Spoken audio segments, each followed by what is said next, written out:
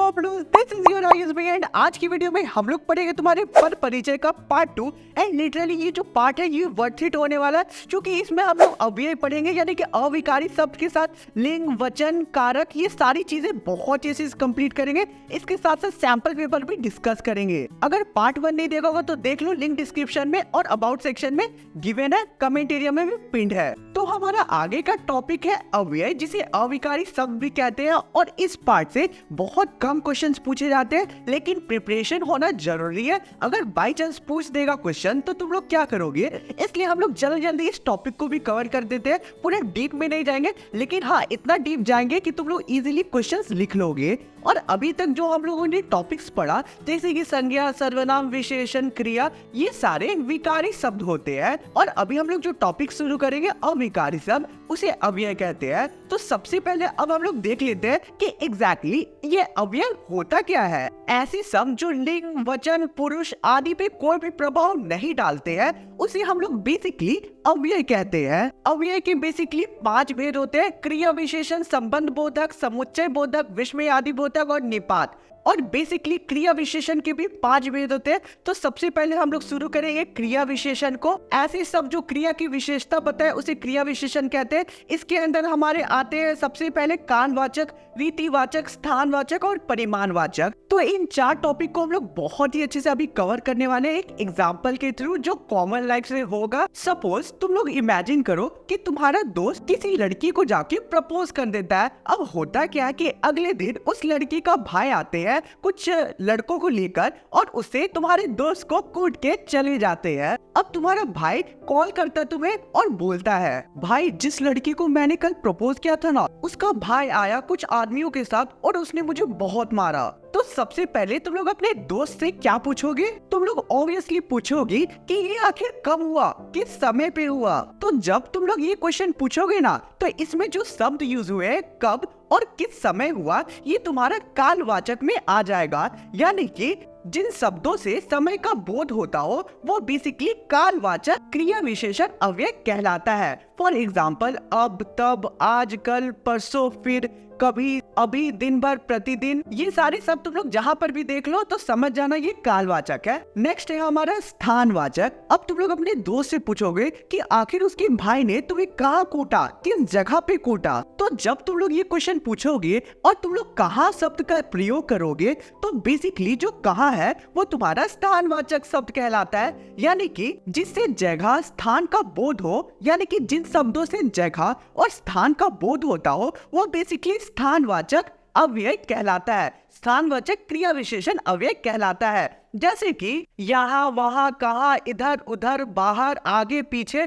ये सारे शब्द आ जाएंगे तुम्हारे स्थानवाचक में। अब आते हैं हम लोग परिमाणवाचक में। तो बेसिकली अब तुम लोग अपने दोस्त से क्या सवाल पूछोगे? तुम लोग पूछोगे ना कि भाई तुम्हें ज्यादा चोट तो नहीं लगा, कितना चोट लगा। तो तुमने जो प्रश्न पूछा कि तुम्हें कितना चोट लगा तो ये तुम्हारा आ जाएगा परिमाणवाचक में। जो शब्द परिमाण और मात्रा का बोध कराते हो वो परिमाणवाचक कहलाते हैं। जैसे कि बहुत, थोड़ा, खूब, कुछ, लगभग, अधिक, कम, इतना, केवल, ये सारे शब्द आ जाएंगे तुम्हारे परिमाणवाचक में। तो क्रिया विशेषण का आखिरी टॉपिक है हमारा रीतिवाचक। तो रीतिवाचक क्रिया विशेषण क्या होता है यार? अब तुम लोग अपने दोस्त से ये पूछोगे ना कि भाई उन लोगों ने तुम्हें कहाँ कहाँ मारा, ऊपर मारा, नीचे मारा, इधर मारा, उधर मारा, कहाँ कहाँ मारा।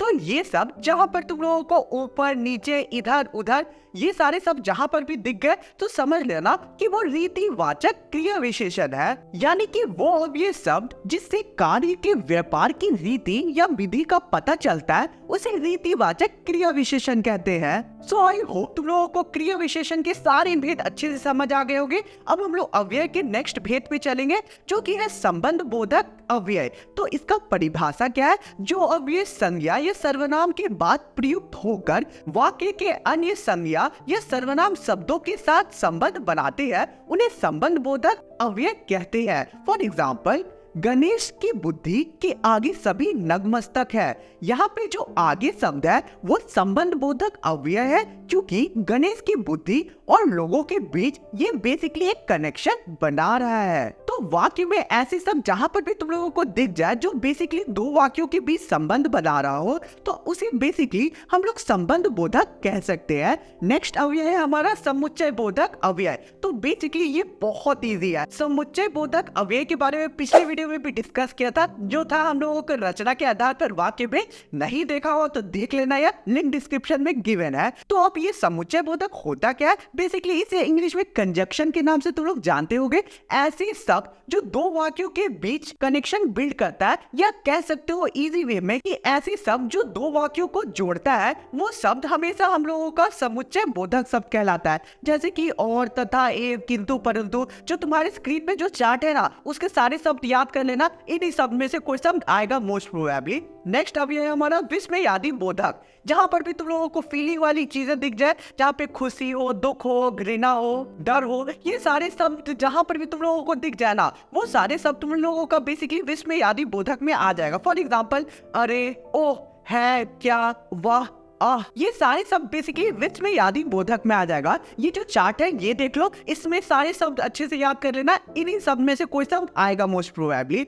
अब हम लोगों का नेक्स्ट अव्यय है, जो कि आखिरी अव्यय है, निपात। निपात क्या होता है? वैसे अव्यय जो वाक्य में किसी शब्द या पद के बाद लगकर उसके अर्थ में विशेष बल देते हैं, उन्हें बेसिकली निपात कहते हैं। फॉर एग्जाम्पल, उदाहरण देख लेते हैं। क्या आप भी मुंबई चलेंगे? वहां मत जाओ। यहाँ भी और मत जो है वो निपात है, क्योंकि बेसिकली ये जो है ये वाक्य में थोड़ा प्रेशर डाल रहे हैं। ठीक है, निपात के और एग्जाम्पल तुम्हारी स्क्रीन में अब दिख रहे होंगे तुम लोगों को। ही, भी, तो, तक, मात्र, ऐसे सब तुम लोगों को जहां पर भी दिख गए समझ जाना ये निपात है। देखो यार, मैंने ये जो नोट्स है तुम्हारी स्क्रीन पे, ये अपनी 10th क्लास में बनाया था। ठीक है, अगर 10th क्लास की नोट्स चाहिए होगा तो इस वीडियो का एक एम रखता हूँ, अगर इस वीडियो में 300 कमेंट आ जाते हैं ना, तो मैं खुद के नोट्स तुम लोगों को प्रोवाइड करूंगा। ठीक है, उसका एक डिटेल वीडियो में बनाऊंगा। ठीक है, तो अब चलो हम लोग जो तुम्हारे स्क्रीन पे जो इमेज है इसका स्क्रीनशॉट ले लेना बेसिकली, क्योंकि ये तुम लोगों को एग्जाम से पहले रिवीजन में काफी हेल्प कर सकता है। अब हम लोगों को कंप्लीट होता है अभी। चलो अब हम लोग कारक पे देख लेते हैं। कारक बहुत इजी है, तुम लोगों को केवल एक केवल सेंटेंस याद करना, वाक्य याद करना है, और कारक खत्म। अब वो वाक्य कौन सा है? कर्ता ने कर्ण को कर्ण के से द्वारा संप्रदान के लिए अपदान से संबंध का, की, के, रा, रे, अधिकरण में, पर, संबोधन, रे, ओ, अरे, हे। यानी कि बेसिकली जो तुम्हारे स्क्रीन पे अंडरलाइन वर्ड्स है, ये जहां पर भी आ गए तो समझ जाना कि उसके बगल का जो शब्द है वो चीज हो जाएगा। सपोज जो कहीं पे भी कोई भी वाक्य में ने आ जाएगा तो वो कर्ता कारक हो जाएगा। को जहां पर भी तुम लोगों को दिख गया तो वो कर्ण कारक हो गया। जहां पर के या फिर से दिख गया तो वो कर्ण कारक हो गया। संप्रदान कारक कब होगा? जब तुम्हारे कोई भी सेंटेंस में, वाक्य में के लिए दिख जाएगा तो वो संप्रदान कारक आ जाएगा। अपदान, जब भी कहीं तुम्हें से दिख जाएगा तो अपदान आ जाएगा। अब एक चीज देख रहे होगी, कर्ण कारक और अपदान में दोनों में से कॉमन है। तो देखो, कर्ण वहीं पे होगा जहां पे कोई चीज द्वारा यानी कि किसी के द्वारा की जा रही है। सपोज एक उदाहरण लेते हैं, रोहन द्वारा मोहन को बहुत पीटा गया। तो यहाँ पे जहां पर भी द्वारा वाला शब्द आ जाएगा ना, वहां समझ जाना कि कर्ण कारक होगा। अब वही वैसे ही है संबंध कारक कहाँ होगा? का, की, के, रा, रे, जहां पर भी ये शब्द दिख गए वहां समझ जाना कि संबंध कारक होगा। अधिकरण कहाँ होगा? में, पर, जहां पर भी ये दो शब्द होंगे वहां अधिकरण हो जाएगा। संबोधन कहाँ होगा? जहां पर भी तुम लोगों को एक विस्मयादि बोधक का चिन्ह दिख जाएगा, और कहीं भी एक्साइटमेंट वाला तुम लोगों को कोई भी शब्द दिख जाएगा, जैसे कि रे, ओ, अरे, हे, ये सारे एक्साइटमेंट वाले शब्द है। ठीक है, तो ये सारी चीजें संबोधन में आ जाएगी। चलो अब कारक का एक टेबल तुम्हारे स्क्रीन पे है, देख लो। इसका स्क्रीनशॉट भी तुम लोग ले सकते हो, एंड इससे एग्जांपल से और अच्छे से तुम लोग समझ लेना कारक को। अब हम लोग लिंग पे चलते हैं। लिंग क्या होता है? संज्ञा के जिस रूप से उसके स्त्री या पुरुष जाति होने का बोध कराता हो वो लिंग कहते हैं, उसे लिंग कहते हैं। यार लिंग के बारे में किसे नहीं पता है? दो तरह के लिंग होते हैं, पुल्लिंग और स्त्रीलिंग। तुम लोगों को बेसिकली वाक्य को देख के बस ये पता लगाना है कि ये वाक्य में जो शब्द है वो पुल्लिंग है या स्त्रीलिंग है, बात खत्म। पुल्लिंग के कुछ उदाहरण देख लेते हैं। अध्यापक, सेवक, महाराज, कवि, ये सारे आ जाएंगे तुम्हारे पुल्लिंग। स्त्रीलिंग के कुछ देख लेते हैं, अध्यापिका, सेविका, महारानी, कवियत्री, ये सारे आ जाएंगे स्त्रीलिंग।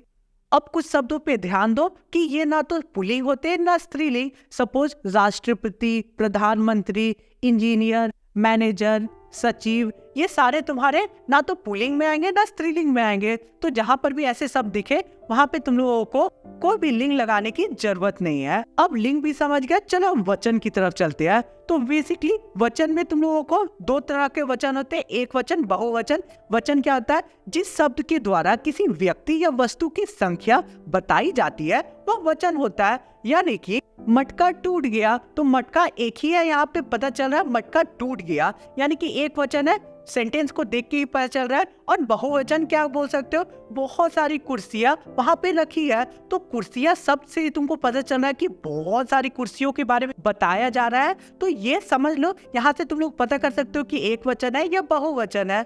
मुझे पता है कि इसमें तुम लोगों में से बहुत किसी को तो डाउट ही नहीं होगा, ठीक है, बहुत इजी टॉपिक है। अब कुछ उदाहरण देख लेते हैं जो एक वचन में के अंतर्गत आएंगे। कलम, कुर्सी, नारी, सड़क, मटका, घोड़ा, ये सारे तुम्हारे आ जाएंगे एक वचन में। बहुवचन में अब कौन कौन से शब्द आएंगे? घोड़े, नदियाँ, पर्वतें, कुर्सियां, ये सारे वर्ड आ जाएंगे बहुवचन में। अब हम लोग नेक्स्ट टॉपिक पे चलते हैं जो कि है तुम्हारा काल। अब काल क्या होता है? क्रिया के जिस रूप में कार्य के करने या होने का समय का ज्ञान होता है उसे काल कहते हैं हम लोग। काल के तीन भेद होते हैं, वर्तमान काल, भूतकाल और भविष्य काल। जहां पर भी तुम लोगों को है शब्द दिख गया वो वर्तमान काल में आ जाएगा। भूतकाल था वाले शब्द जहां पर भी आ गया वो तुम्हारे भूतकाल में चल जाएगा। ग वाले शब्द जहां पर भी आ गया वो तुम्हारे भविष्य काल में आ जाएगा। एक एग्जाम्पल से समझिए हम लोग। तुम्हारे सामने एक फोटो है, इससे बहुत ही अच्छे से क्लियर हो जाएगा तुम लोगों को। देखो, सबसे पहला भूतकाल में जो समय पीछे छूट गया उसे भूतकाल कहते हैं, ठीक है। वर्तमान जो समय चल रहा है वो वर्तमान काल में हो जाएगा। जो समय आगे आएगा वो तुम्हारा भविष्य काल हो जाएगा। फॉर एग्जाम्पल, यह रेत गिर चुकी है, यह तुम्हारा भूतकाल आ जाएगा। नेक्स्ट वाक्य है हमारा, इस हिस्से की रेत आगे चल के गिर जाएगी, तो ये हमारा भविष्य काल हो गया। उसके बाद क्योंकि यहाँ पे बताया जा रहा है कि कुछ देर बाद जो सारी रेत है वो गिर जाएगी, तो फ्यूचर की बात हम लोगों को बताई जा रही है, तो कह सकते हो कि ये भविष्य काल हो गया। आगे एक और हमारा वाक्य है, इस हिस्से की रेत गिर रही है, तो सपोज ये कंटिन्यूअस गिरते जा रही है, तो ये हो जाएगा हमारा वर्तमान काल।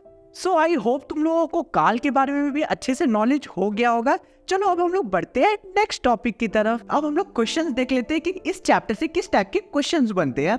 तो बेसिकली पद परिचय तुम लोगों को करने आएगा। तो सबसे पहले अगर कोई भी वाक्य संज्ञा होगा तो संज्ञा लिखना है, उसके बाद उसका भेद लिखना है, लिंक लिखना है, वचन लिखना है, कारक लिखना है। तो देख लो तुम्हारे स्क्रीन पे जो हम लोगों का टेबल है इसे याद कर लेना, इसी के अकॉर्डिंग तुम लोगों को पद परिचय कभी भी देना होता है। अब हम लोग सैंपल पेपर डिस्कस कर लेते हैं। सैंपल पेपर के MCQ क्वेश्चन को डिस्कस करते हैं। एक क्वेश्चन मैं डिस्कस करूंगा और एक क्वेश्चन तुम लोग मुझे कमेंट में आंसर बताओगे। तो पहला क्वेश्चन क्या है? हम देहरादून घूमने गए, रेखांकित पद का परिचय है। यानी कि बेसिकली ये चारों ऑप्शन में बेस्ट ऑप्शन तुम लोगों को टिक करना है। तो यहाँ पर देख सकते हो कि हम शब्द है, तो तुम लोग कमेंट करके बताओ कि हम सब कौन सा विकारी शब्द में आएगा। तो बेसिकली जो हम है वो सर्वनाम है, क्योंकि संज्ञा की जगह ये यूज हो रहा है। तो देख लो, पहला ये जो है वो सर्वनाम है, उसके बाद हम जो है वो प्रथम पुरुष में आ जाता है। मैं तुम लोगों को एक्सप्लेन किया था मैंने कि मैं और हम जो भी अपने लिए यूज होता है, जो भी शब्द, वो सारे शब्द हम लोगों का प्रथम पुरुष में आता है। तो ये प्रथम पुरुष हो गया।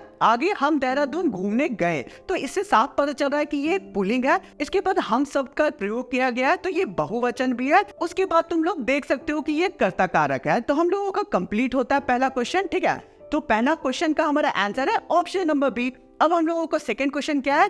शशि 10वीं कक्षा में पढ़ती है, तो इसका पद परिचय क्या है? मैं तुम लोगों को 5 सेकंड दे रहा हूँ, कमेंट करके बताओ। इसके बाद सही ऑप्शन कौन सा है वो भी कमेंट करो।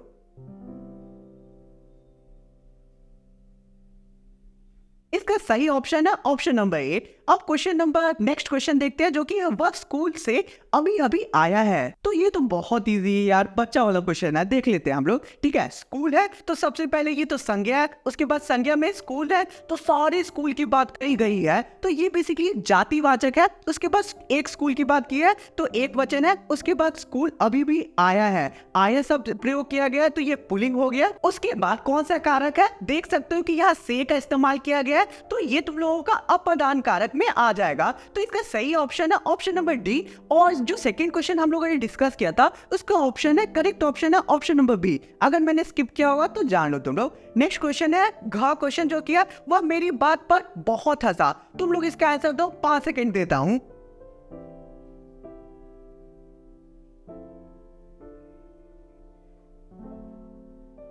इसका सही ऑप्शन है ऑप्शन नंबर ए। आखिरी क्वेश्चन हमारा, योग्य पिता की संतान भी योग्य होती है, तो इसका पद परिचय देना है। तो बेसिकली सबसे पहले तो देखने से पता चल रहा है कि ये संज्ञा है, उसके बाद संतान की बात कर रही है, यानी पूरी जाति की बात की जा रही है, तो ये जातिवाचक के अंडर आ जाएगा। उसके बाद तुम लोग वाक्य में देख सकते हो कि लास्ट में होती है का इस्तेमाल किया गया, तो ये बेसिकली स्त्रीलिंग में आ जाएगा। उसके बाद ये एक वचन है, देखने से पता चल रहा है, तो हम लोगों का सही ऑप्शन है ऑप्शन नंबर ए। इसी के साथ हमारा आज का वीडियो कंप्लीट होता है। यार बहुत लिटरली मेहनत करता हूँ तुम लोगों के लिए, इसलिए वीडियो को एक लाइक जरूर करना, दोस्तों को चैनल को सब्सक्राइब करने बोलना, और साथ ही वीडियो को भी शेयर कर देना। मिलते हैं किसी और वीडियो में, साथ ही में इंस्टाग्राम पे भी फॉलो कर लेना अगर नहीं किया होगा तो। मिलते हैं किसी और वीडियो में। Thanks for watching the video.